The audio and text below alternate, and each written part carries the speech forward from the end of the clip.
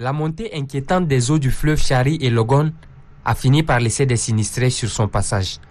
Conscient des difficultés du moment, le secrétaire général du mouvement patriotique du salut, Dr Haroun Kabadi, s'est rendu dans le 9e arrondissement pour soutenir les victimes des inondations.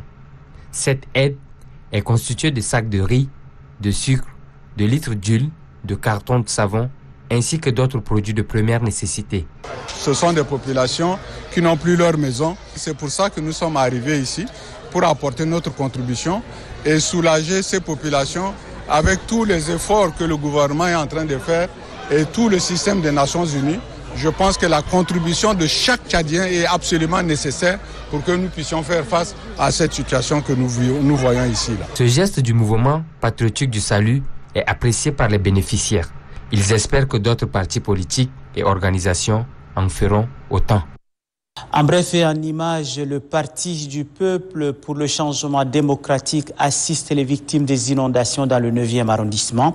Les militants de cette formation politique, avec à leur tête leur président Abderrahmane Mahamat Abba, sont allés compatir avec la population des quartiers Walia et Dingangali.